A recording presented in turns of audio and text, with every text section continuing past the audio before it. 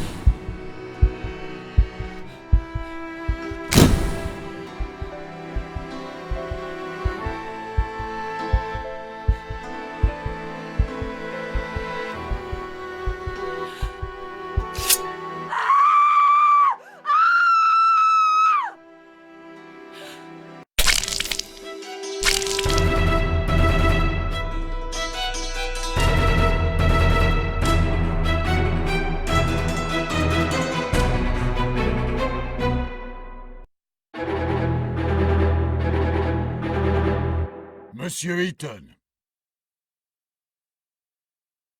Monsieur Eaton!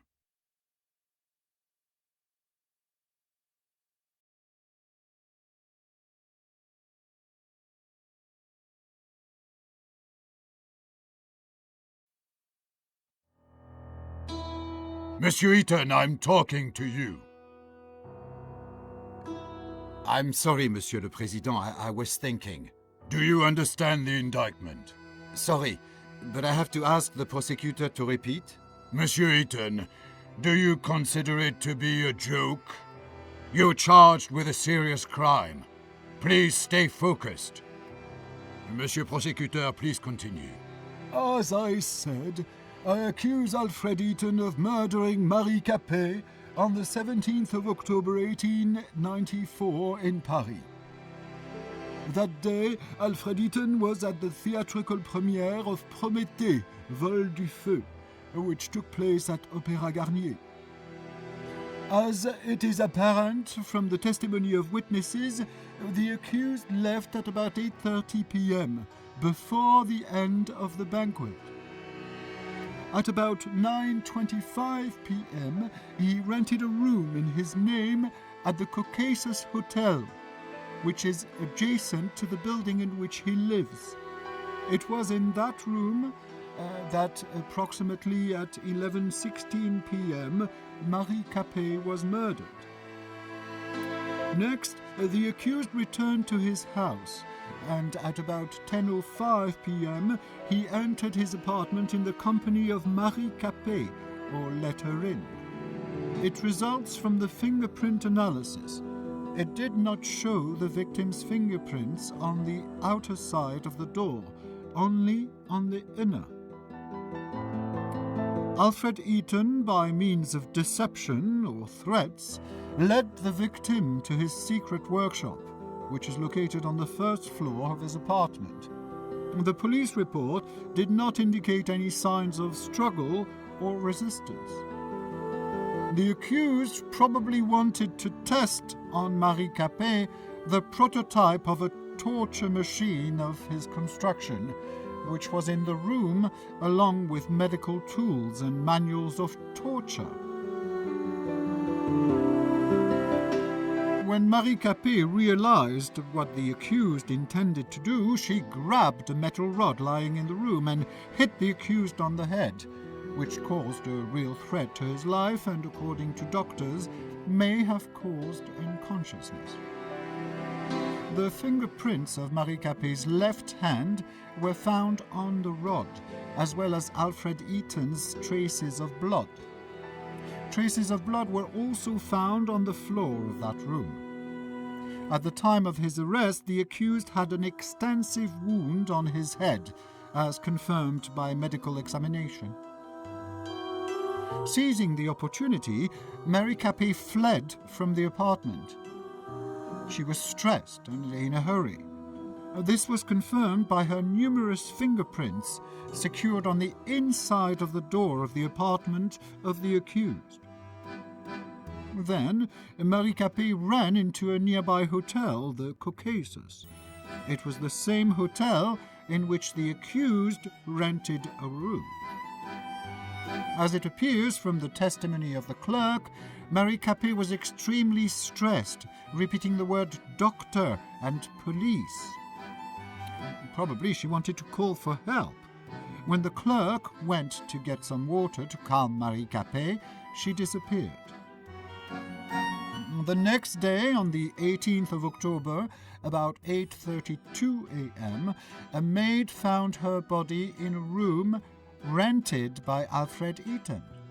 It was covered with numerous fingerprints of the victim and of the accused, and had traces of the victim's blood. The immediate cause of death was a severe blow to the abdomen in the liver area, with a blade of about 14 centimeters length.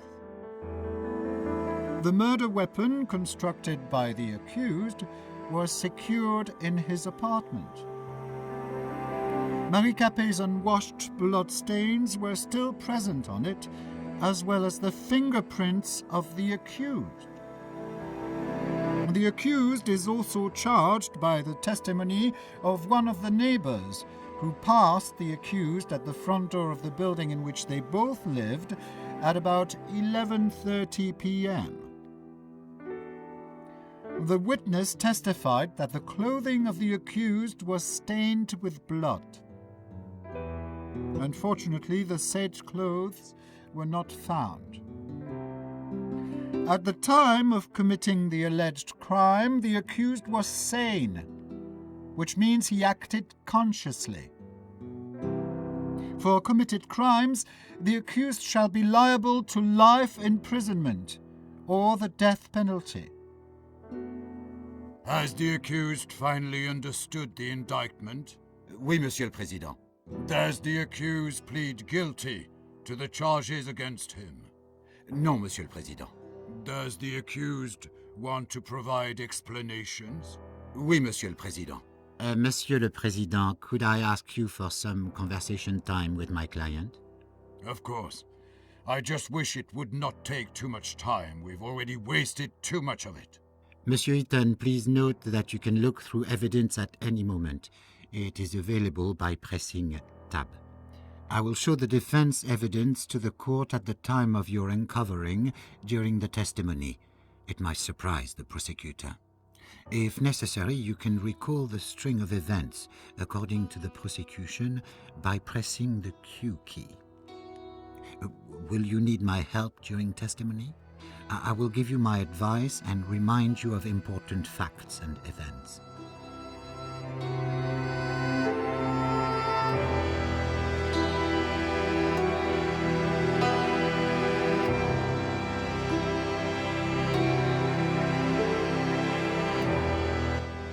We are ready, Monsieur le Président.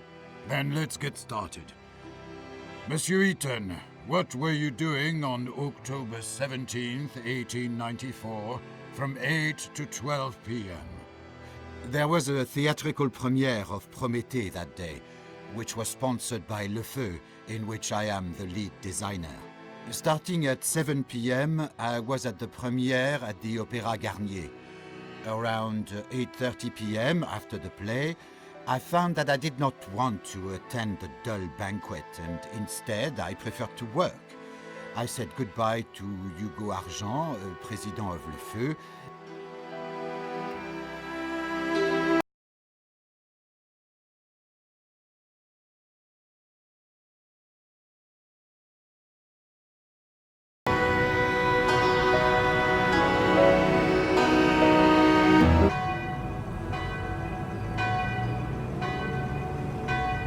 I tried to start the car, but it ran out of fuel. For a moment, I admired the charming... I opened the door and entered my building.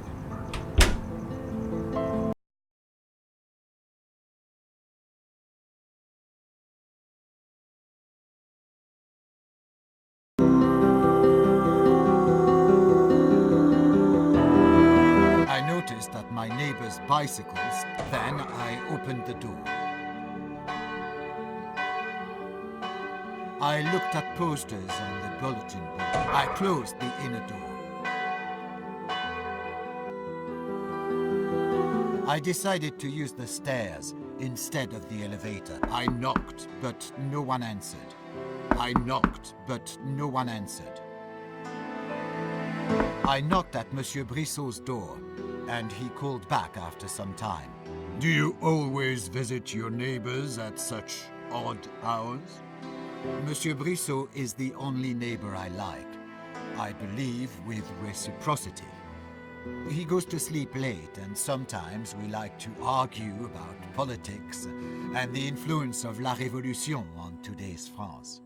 Please, return to your testimony.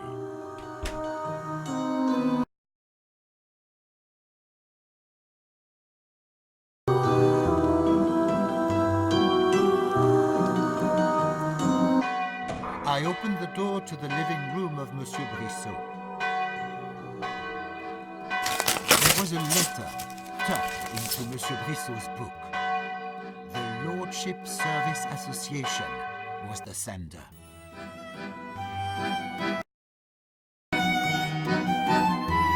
Monsieur le Président, this is the evidence marked with number 10. It is a letter sent by a fictitious...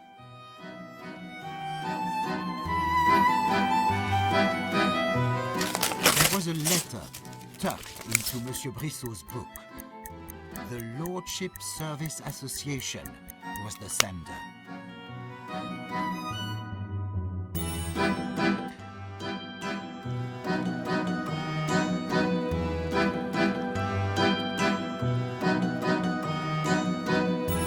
For a good 10 minutes, I talked to Monsieur Brissot. And again, we had an argument about La Révolution. Monsieur Brissot felt regret that in modern France, the high birth was no longer relevant. Also, he boasted that he had hired a maid. I do not know where he found the money for her salary and did not see any effects of her work. His apartment was a mess, as usual. Wasn't that an odd thing for you? Yes, Monsieur le Président. If someone hires a servant, one can expect order. And in this apartment, there was none. Did your neighbors say anything else about the maid? Yes, I was going to say it. It turned out that it was Marie Capet, my old classmate. We grew up in the same city, and I had not known that she had moved to Paris. So you admit that you knew the victim? Oui, I knew who she was.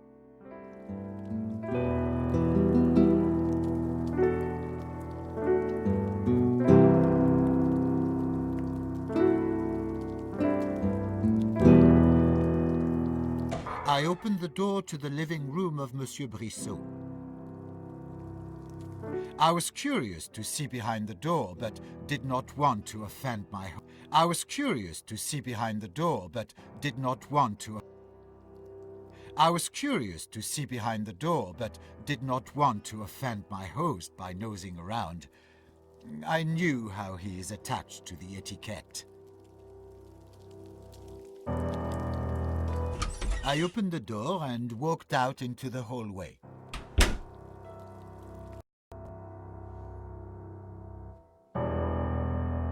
I knocked, but no one answered.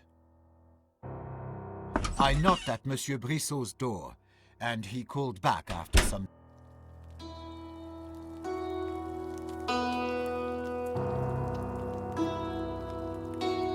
I was curious to see behind the door, but did not want to. I opened the door to the living room. I didn't want to appear nosy, but I was curious about what was behind the door in the living room of Monsieur Brissot.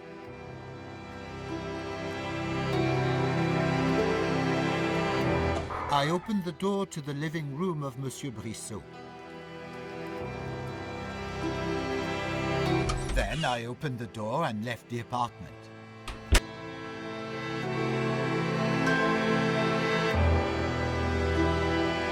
I decided to use the stairs instead of the elevator. I knocked, but no one answered. I opened the door and entered my apartment.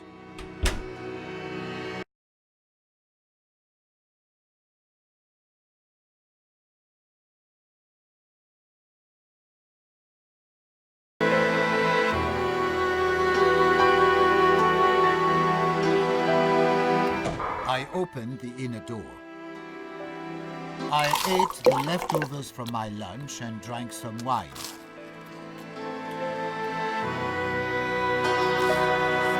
Then I opened the door.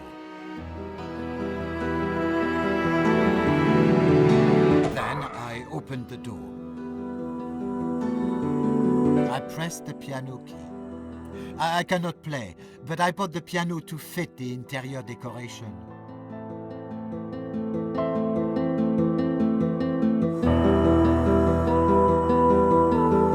I used the stairs.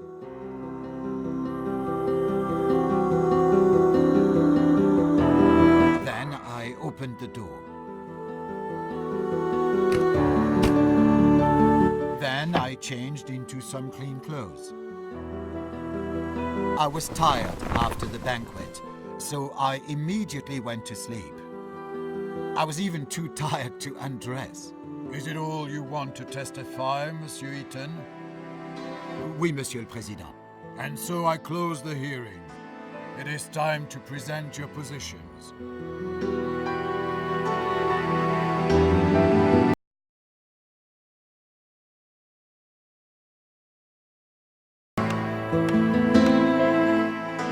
Monsieur le Président, the accused tried to trick himself off the responsibility.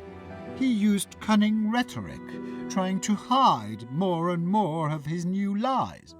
However, in view of the evidence presented by the prosecutor, I have no doubt that Alfred Eaton, defendant who appeared today before the court, murdered Marie Capet in cold blood.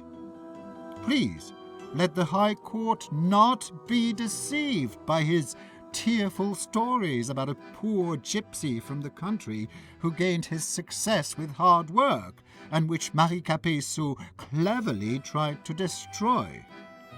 It was the accused who destroyed the life of a poor girl and her family with full premeditation.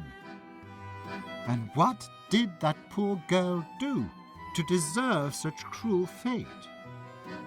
She was searching for a better life and was employed as a maid in the same building in which a dangerous psychopath lived. According to the prosecution, the accused is guilty, Monsieur le Président. Therefore, I apply for recognition of Alfred Eaton, defendant who appeared today before the court, guilty of all charges against him, and for imposition of the death penalty by beheading on the guillotine. Thank you. Monsieur le Président, Monsieur Prosecutor used a lot of high-flown words. However, during the preparation of indictment, he made many mistakes. As to the hotel room, my client had never rented a room in the Caucasus Hotel. The guest book was falsified, and the clerk made a false statement. As to the alleged attempt to use the torture device on the victim, my client did not intend to use his interrogation device, which the prosecutor describes as a torture machine, neither on Marie Capet nor on anyone else.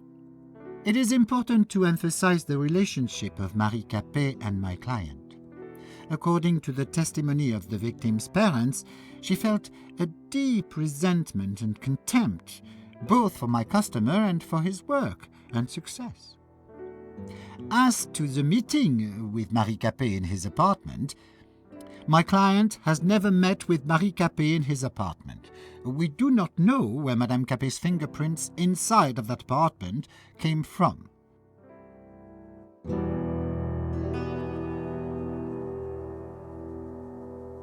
As for Alfred Eaton's weapon,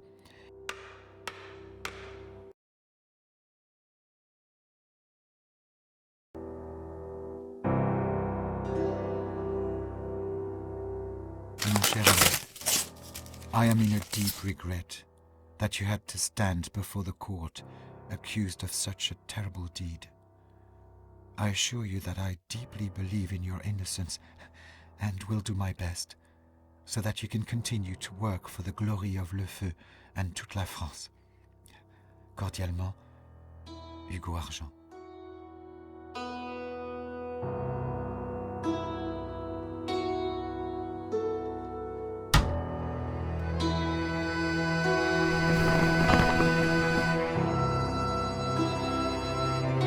Monsieur Eaton, please hurry. The court is ready to announce the verdict.